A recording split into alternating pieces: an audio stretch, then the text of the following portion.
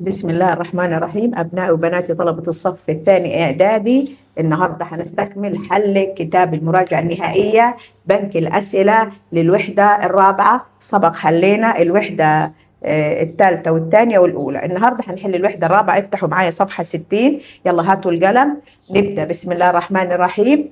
أكمل العبارات الآتية: يرمز المنخفض الجوي على خرائط الطقس بالحرف ال، ويرمز المرتفع بالحرف H. كلما ارتفعنا عن مستوى سطح البحر يقل الضغط الجوي ودرجة الحرارة.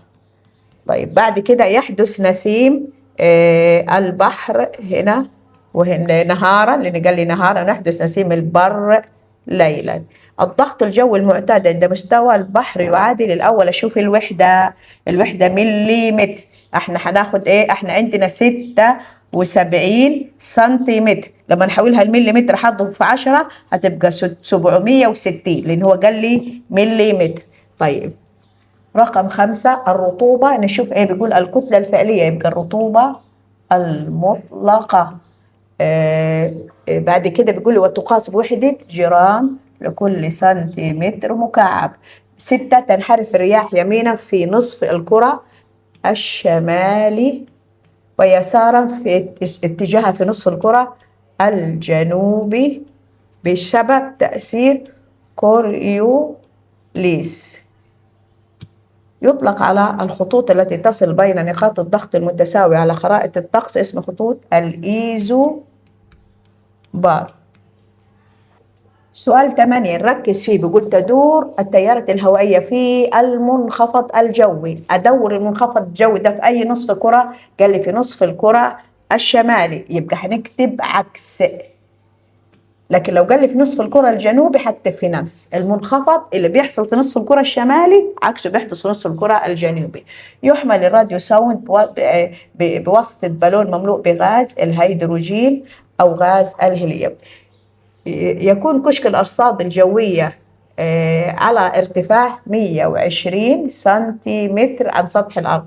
كل 1 ملي بار يعادل كام ملي زئبق؟ 75%.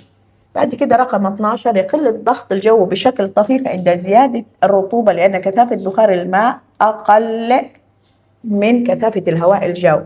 من عناصر الطقس والمناخ درجة الحرارة، وقلنا ده أهم عنصر، والضغط والرياح. طبعا في 7 عناصر هم. يمكن معرفة متوسط درجة الحرارة عن طريق العلاقة درجة الحرارة الصغرى زائد درجة الحرارة العظمى على 2. 15 يحدث نسيم البحر بسبب اختلاف درجة الحرارة بين اليابس والماء. الضغط الجوي هو وزن عمود من الهواء.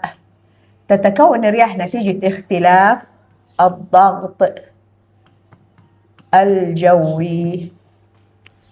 ندخل في السؤال الثاني. اختر الإجابة. كثافة الهواء البارد أكبر من كثافة الهواء الساخن. يحدث نسيم البحر لأن الماء نسيم البحر طبعا أنا عندي هنا يبقى الماء هو اللي أكثر برودة. الضغط الجوي المعتاد يساوي سنتيمتر زئبق. أيوة 1013 ربع ملي بار صح. 760 ملي زئبق. يبقى هنختار ايه؟ جميع ما سبق. العلاقة بين الضغط الجوي والارتفاع عن سطح البحر علاقة ايه؟ كلما زاد الارتفاع قل الضغط الجوي. العكسية ليه؟ بسبب نقص طول عمود الهواء. كل ما هطلع فوق زاد الارتفاع هيقل عندي الضغط الجوي. سؤال رقم 5 تنحرف الرياح نتيجة دوران الأرض حول محورها بما يعرف بتأثير كوريوليس. تكون التيارات الهوائية في نظام المرتفع الجوي. بصوا نظام المرتفع الجوي عكسه على طول. مرتفع عكس مرتفع هابط عشان ما نتلخبطش. بعد كده ينفجر بالون الراديو ساوند بسبب ايه؟ احنا هنقول هنا انخفاض الضغط الجوي وتمدد الغاز. يطلق على الفرق بين درجة الحرارة العظمى والصغرى المدى الحراري اليومي. يستخدم جهاز لقياس عناصر الطقس الجوي في طبقات الجو العليا اللي بنطيره فوق اللي هو الراديو ساوند. تنحرف الرياح في نصف الكرة الجنوبي، قلنا ايه؟ في اتجاه اليسار، في نصف الكرة الجنوبي في اتجاه اليسار. الله أكبر. هنسمع الأذان ونرجع نكمل كده. أي مما يلي يسبب انخفاض الضغط الجوي. أنا قلت العلاقة عكسية بين الضغط الجوي ودرجة الحرارة، فدام انخفض الضغط الجوي بقى إيه؟ ارتفاع درجة الحرارة. يثبت كشك ستيفنسون على ارتفاع 120 لحماية أجهزة القياس من الحرارة التي تشعها الأرض. الضغط الجوي عند قمة الجبل والضغط الجوي عند السفح. مين هي القمة؟ أهو ده هنا السفح، ده سفح وهي القمة فوق اهي دي قمة. طيب ها قلنا عند القمة ايه بيحصل؟ يقل نقص طول عمود الهواء، يبقى أقل من السفح. 14 يتحرك الهواء في مسارات مستقيمة فقط عند خط الاستواء. المرتفع الجوي، شوف المرتفع الجوي بيقول هنا تدور فيه الرياح في نصف الكرة الشمالي. قلنا هنا مع، طبعا احنا بندور على كلمة نفس، ما فيش مع عقارب الساعة، هي نفسها كلمة نفس عقارب الساعة. تقل درجة الحرارة بارتفاع لأعلى في الغلاف الجوي بسبب تمدد الهواء الجوي. بيقول لي رقم 17 تقل الرطوبة النسبية في الأماكن المغلقة. انتبهوا للحتة دي، نتيجة إيه؟ تدفئة الهواء الجوي. فاكرين الجزئية اللي اتكلمنا فيها عن سبب انتشار الفيروسات؟ تهب رياح الخمسين غالبا، رقم 18 ده في فصل الربيع. ندخل في السؤال الثالث. ضع علامة صح أمام العبارة الصحيحة وعلامة غلط أمام العبارة التالية. المناخ هو حالة الجو في فترة زمنية قصيرة. لا، المناخ في فترة زمنية طويلة. بعد كده رقم 2 تقل درجة الحرارة كلما ابتعدنا عن خط الاستواء باتجاه القطبين. طبعا صح، لأن الأشعة تسقط مائلة. يحدث نسيم البر ليلا لأن اليابس يبرد أسرع من الماء. صح. كلما زادت الرطوبة في الهواء زاد الضغط. طبعا لا، قلنا لأن كثافة الهواء الرطب أقل من كثافة الهواء الجاف. كثافة بخار الماء أكبر من كثافة الهواء الجاف. أهو قلنا إيه تو كنا بنقول الكلام ده غلط. تنحرف الرياح هنا يمينا في نصف الكرة الجنوبي بسبب تأثير كوريوليس. طبعا هنا مش يمينا، هنا بنقول ايه؟ يسارا. يتميز المرتفع الجوي بوجود تيارات هابطة. مادام هابطة ومرتفع يبقى الكلام ده صح. خلاص، لأن احنا قلنا عكس بعض. التنبؤات الجوية حقائق مطلقة بنسبة 100%. طبعا قلنا غلط. 9 يستخدم البارومتر الزئبق في قياس درجة الحرارة. غلط.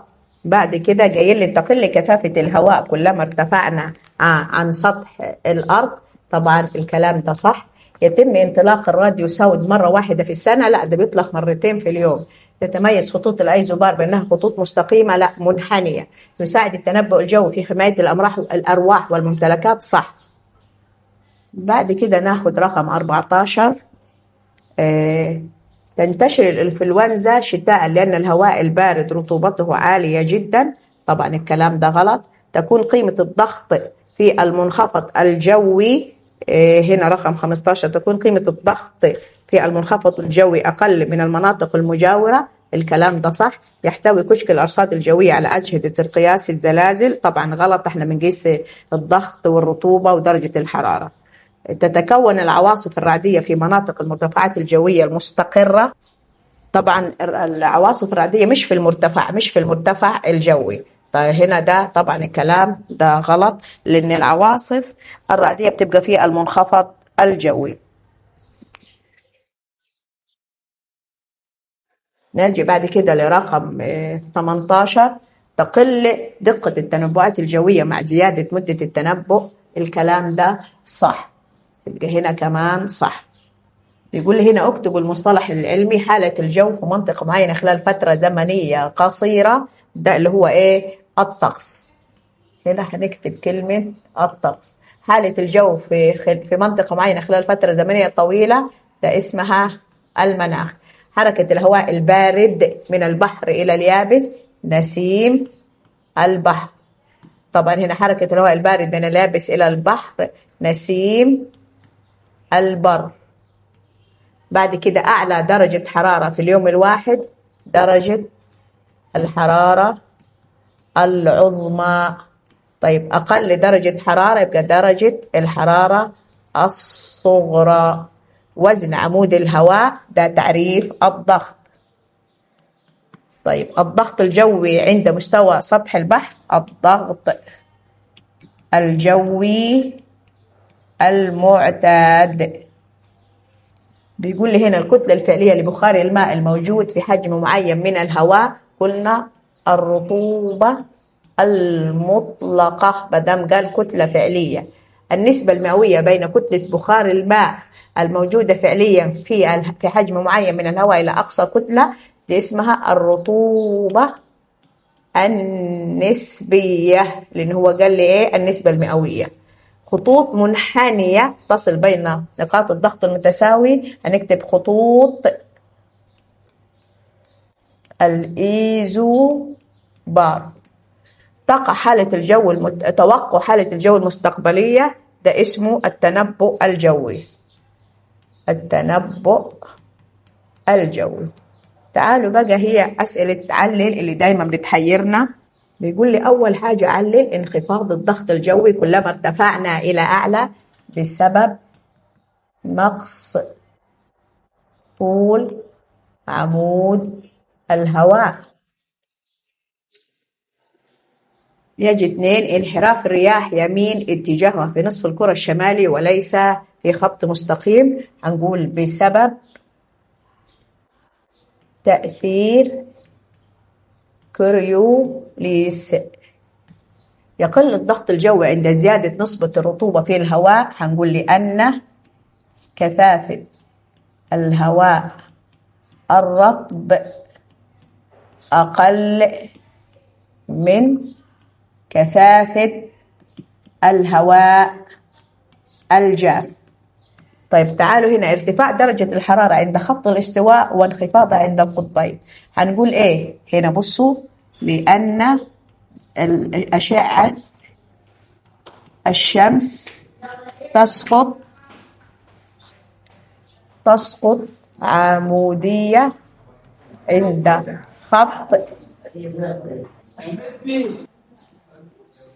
خط الاستواء فتتركز على منطقة صغيرة، أما عند القطبين تسقط أشعة الشمس مائلة فتتركز على مساحة كبيرة، أو مش تتركز تتوزع. هنكتب هنا هنشيل كلمة تتركز دي عشان يبقى كلامنا صح منطقي، ما اسمهاش تتركز، اسمها ايه؟ تتوزع على مساحة كبيرة.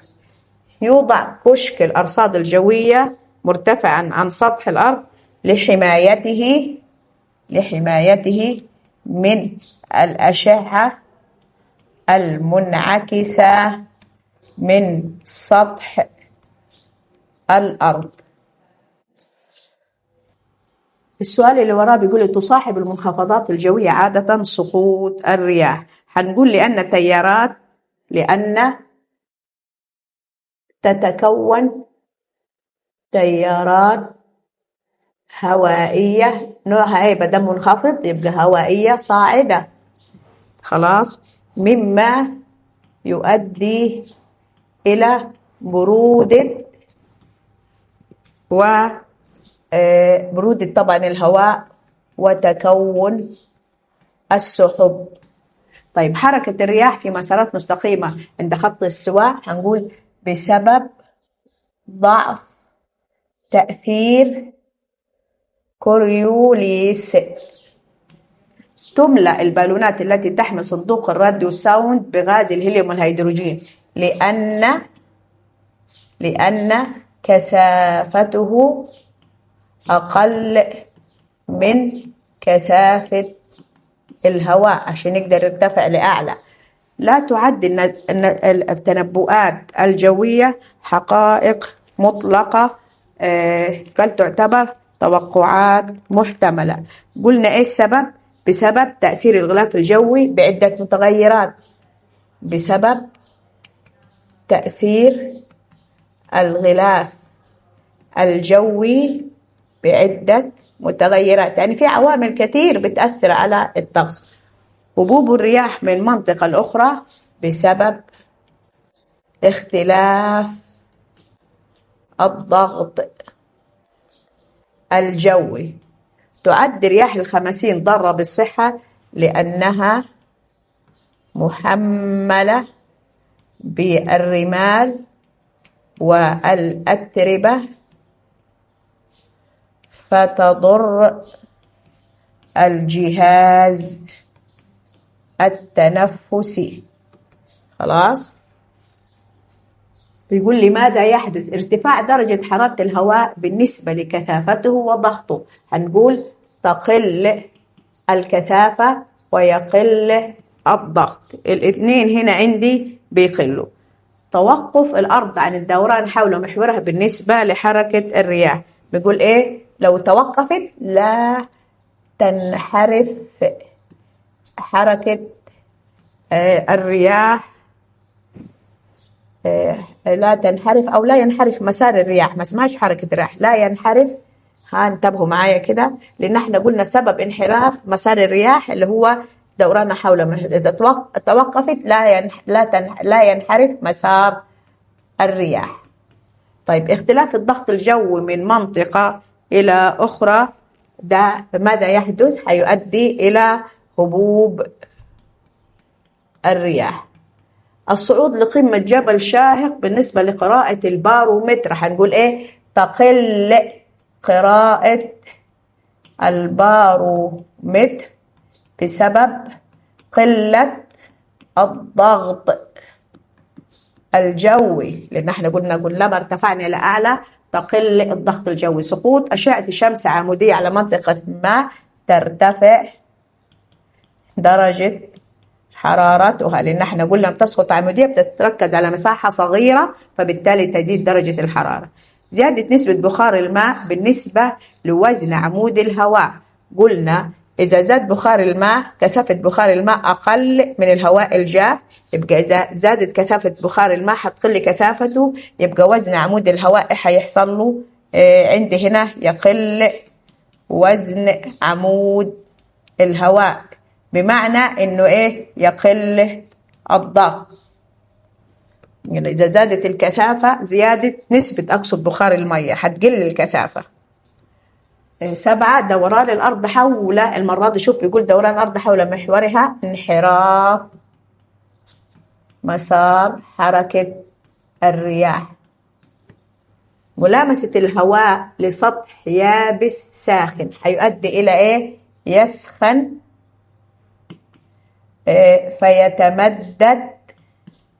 يتمدد وتقل كثافته ويرتفع لأعلى. تساوي الضغط الجوي في جميع مناطق الكرة الأرضية، لا تهب الرياح. زيادة فترات التنبؤ الجوية لفترات تصل إلى أكثر من أسبوع تقل يعني تقل حدوث التنبؤ. يعني كل ما زادت فترة زمنية تقل حبوب التنبؤ. هبوب رياح الخمسين يضر بالجهاز التنفسي، لأن هو كاتب لي ماذا يحدث. طيب تعالوا كده لرقم 7. هنا بيقول لي قارن بين الطقس والمناخ من حيث التعريف والفترة الزمنية. أول حاجة كده المقارنات دي عايزة نطلع برا كده في السبورة البيضاء. أول حاجة هنا هنكتب الطقس وهنا هنكتب المناخ. نجي عندي هنا الطقس تعريفه إيه؟ حالة الجو في موقع معين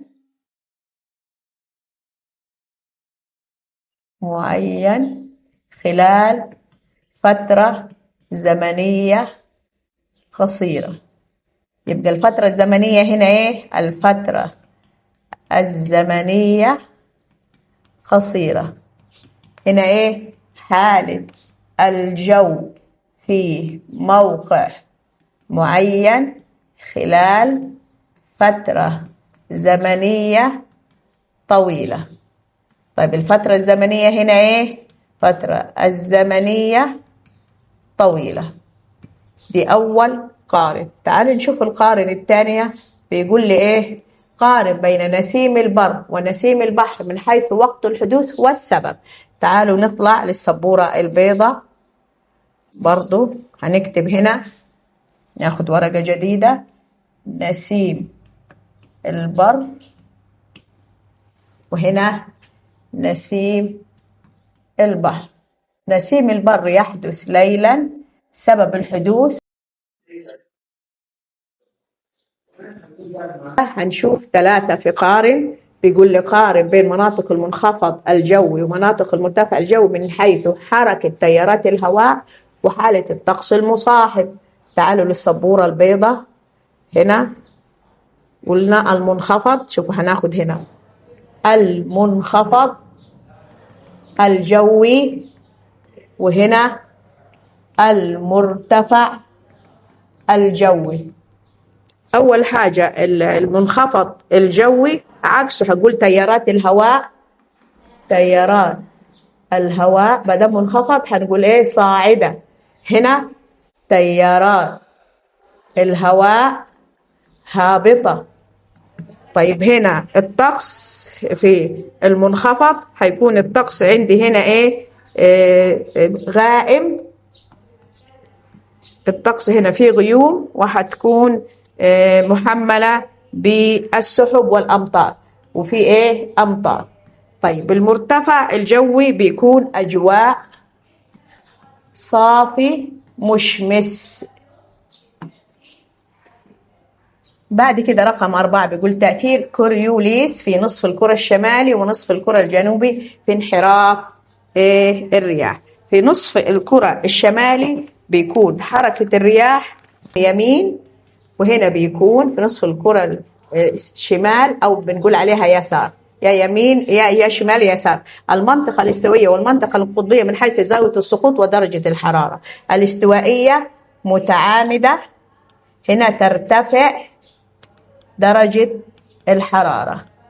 المنطقة القطبية هنا مائلة، وهنا إيه؟ تنخفض درجة الحرارة. البارومتر والراديو ساون. طيب تعالوا دي نروح للسبورة. هنا تعالوا معايا هنا عشان نعرف نكتبها كويس. بيقول من حيث الاستخدام. تعالوا هنا. البارومتر يقيس الضغط الجوي. هنا يقيس درجة محمل بأجهزة بتقيس درجة الحرارة والرطوبة والضغط الجوي. يعني في أجهزة الراديو ساوند بتقيس ال3 حاجات دول. هنا بيقول لي رقم 8 أذكر أهمية كل من. البارومتر الزئبقي يقيس الضغط الجوي. يبقى هنا قياس الضغط الجوي. خرائط الطقس قلنا ايه؟ توضح حركة الكتل. خرائط الضغط توضح حركة الكتل الهوائية. كشك الأرصاد الجوية يوضع به أجهزة قياس الحرارة والضغط والرطوبة. 4 عوامات الأرصاد الجوية تجمع البيانات المستقبلية وبتعمل وتعالجها وتعالجها وترسلها عبر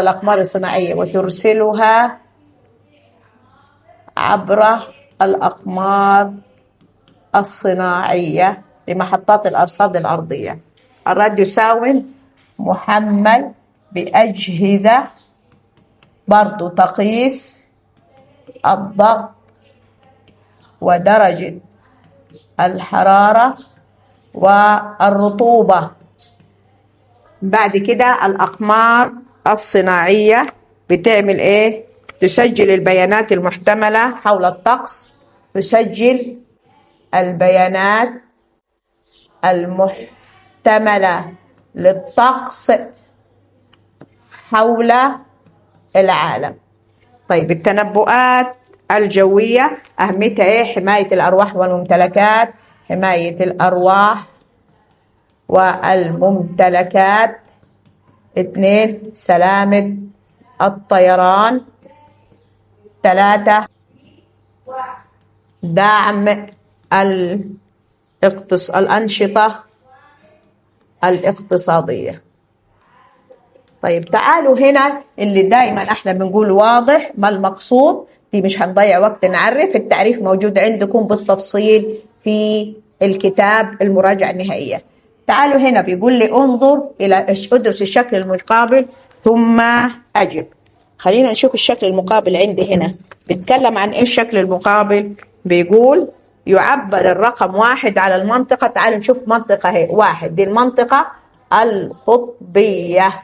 طيب بعدين يعبر الرقم المنطقة المعتدلة فين؟ اللي هي رقم 2.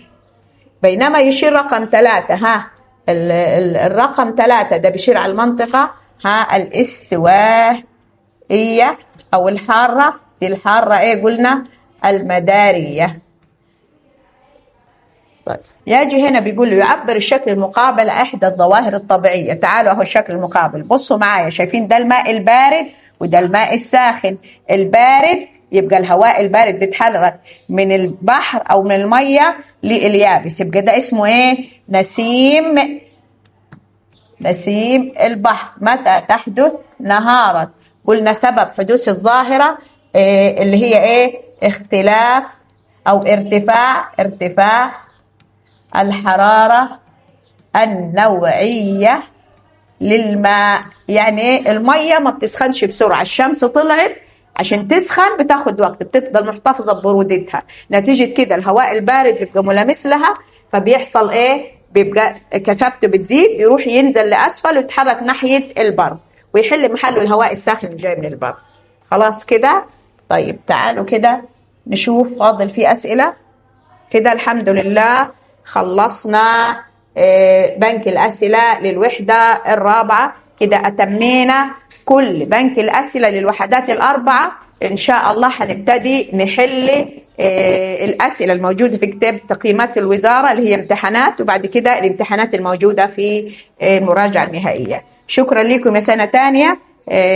ان شاء الله اشوفكم في فيديو جديد. ما ننساش نعمل لايك ونبعت الفيديو لزمايلنا عشان يستفادوا منه، واشوفكم في الفيديو الجاي. اللهم صل وسلم على نبينا محمد وعلى آله وصحبه وسلم، والسلام عليكم ورحمة الله وبركاته.